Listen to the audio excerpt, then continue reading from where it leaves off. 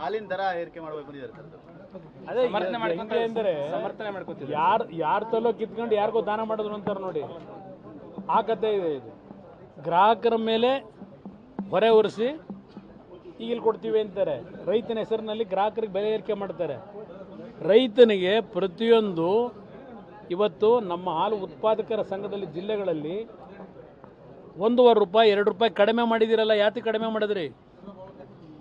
ಯಾವ್ಯಾವ ಹಾಲು ಉತ್ಪಾದಕರ ಸಂಘದಲ್ಲಿ ಜಿಲ್ಲೆಗಳಲ್ಲಿ 2 ರೂಪಾಯಿ ಕಡಿಮೆ ಮಾಡಿದಿರಲ್ಲ. ರೈತನಿಗೆ ಅಲ್ಲಿಂದ ಗ್ರಾಹಕರಿಗೆ ನಾವು ಬೆಲೆ ಏರಿಕೆ ಮಾಡಿ ರೈತನಿಗೆ ಕೊಡ್ತೀವಿ ಅಂತ ಹೇಳ್ತಾ ಇದ್ದೀರಲ್ಲ ದುಡ್ಡನ್ನ. ಈಗ ಯಾವ್ಯಾವ ಜಿಲ್ಲೆನಲ್ಲಿ ಎಷ್ಟೇ ಸಡ ಕಡಿತ ಮಾಡಿದ್ರಿ ರೈತನಿಗೆ ಕೊಡೋದನ್ನ? ಪಟ್ಟಿ ಇಲ್ವ ನಿಮ್ಮ ಹತ್ರ? ರೈತನ ಹೆಸರಿನಲ್ಲಿ ಗ್ರಾಹಕರಿಗೂ ಹೊರೆ ಹೊಡಿಸಿ ರೈತನಿಗೆ ಕೊಡ್ತೀವಿ ಅಂತ ಸುಳ್ಳು ಹೇಳ್ಕೊಂಡು ರೈತನಿಗೂ ಇಲ್ಲ, ಈ ಕಡೆ ಗ್ರಾಹಕರಿಗೂ ಇಲ್ಲ, ದುಡ್ಡು ಸರ್ಕಾರ ವಸೂಲಿ ಮಾಡೋದು. ಇದು ನಿಮಗೆ ಒಂದು ಹವ್ಯಾಸ ಇಟ್ಕೊಂಡಿದೆ.